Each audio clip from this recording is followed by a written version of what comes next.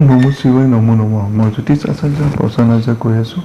আজি মই মাহেকীয়া ৰাশিফল চেচনত ক'ব গৈ আছোঁ বৃশ্চিক ৰাশিৰ বিষয়ে, অৰ্থাৎ বৃশ্চিক ৰাশিৰ জাতক জাতিকাসকলৰ জুলাই 2022টো কেনেকুৱা যাব সেই বিষয়ে মই ক'ব গৈ আছোঁ। আৰু এই ভিডিঅ'টোত হওক প্ৰেম ভালপোৱা পৰিয়ালৰ সম্পৰ্ক হওক, শিক্ষা দীক্ষাৰ ক্ষেত্ৰত হওক, চাকৰিৰ ক্ষেত্ৰত হওক, ব্যৱসায় বাণিজ্য, যাত্ৰা, টকা পইচাৰ ক্ষেত্ৰত হওক, বেমাৰ আজাৰ আৰু শেষৰ ফালে মই প্ৰতিকাৰসমূহ ক'ম। গতিকে ভিডিঅ'টো শেষলৈকে চাওক, লাইক, ছাবস্ক্ৰাইব এণ্ড শ্বেয়াৰ কৰক যাতে অন্যজনো ভিডিঅ'টো চাই উপকৃত হ'ব পাৰে। এতিয়া ভিডিঅ'টো আৰম্ভ কৰোঁ। প্ৰথমতে আহোঁ প্ৰেম ভালপোৱাৰ ক্ষেত্ৰত।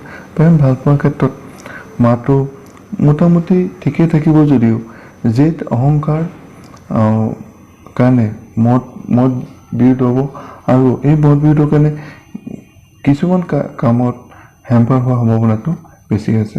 আৰু পৰিয়ালৰ সম্পৰ্কৰ ক্ষেত্ৰতো ইমান মোটামুটি ঠিকে আছে যদিও কিছুমান অলাগতিয়াল অবাঞ্ছিত কথাৰ কাৰণে এনভাইৰনমেণ্টটো অলপমান ঠিক নাথাকিব। এতিয়া আহোঁ শিক্ষা দীক্ষাৰ ক্ষেত্ৰত। শিক্ষা দীক্ষাৰ ক্ষেত্ৰত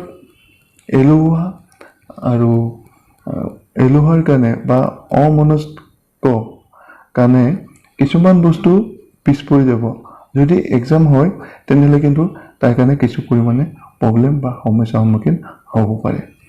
আৰু যিয়ে পঢ়া শুনাৰ ক্ষেত্ৰত বাহিৰত দূৰ যাত্ৰা কৰিব বিচাৰে সেইসকলৰ ক্ষেত্ৰত ইমান এটা পজিটিভ যোগাযোগ পোৱাৰ সম্ভাৱনাটো কম আছে। এতিয়া আহোঁ চাকৰিৰ ক্ষেত্ৰত। যিসকলে পঢ়া শুনাই হওক বা ডিফেন্স লাইনত হওক বা PWD আদি ক্ষেত্ৰত জব কৰি আছে তেখেতসকলৰ মাহটো যথেষ্ট ভাল যাব।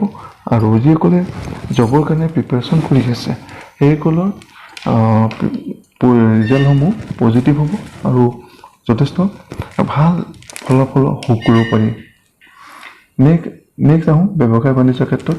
ব্যৱসায় বাণিজ্যৰ ক্ষেত্ৰত মোটামুটি ঠিকেই থাকিব যদিও তলৰ কৰ্মচাৰী কিছুমান অলাগতিয়াল বা অবাঞ্ছিত কৰ্মৰ কাৰণে হাতৰ পৰা কিছু কাম ওলাই যোৱাৰ সম্ভাৱনাটো বেছি আছে।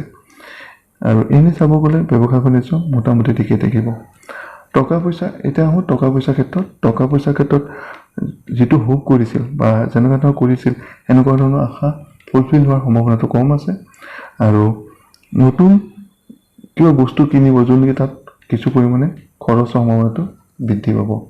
এতিয়া আহোঁ যাত্ৰাৰ ক্ষেত্ৰত। যাত্ৰাৰ ক্ষেত্ৰত যিসকলে ঘূৰি ভাল পায় সেইসকলৰ ক্ষেত্ৰত এটা গুড চাইন হ'ব যে যাত্ৰা হ'ব, আৰু সেই যাত্ৰাৰ দ্বাৰা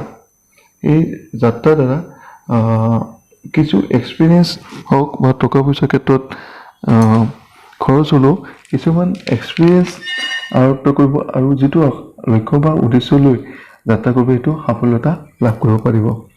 এতিয়া আহোঁ বেমাৰ আজাৰ ক্ষেত্ৰত।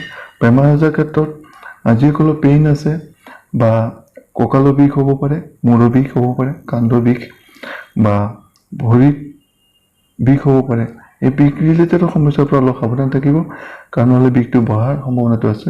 আৰু যিসকলে আগতে পৰি দুখ পাইছিল সেইসকল ব্যক্তি যথেষ্টভাৱে সাৱধান থকাটো যথেষ্ট ভাল হ'ব।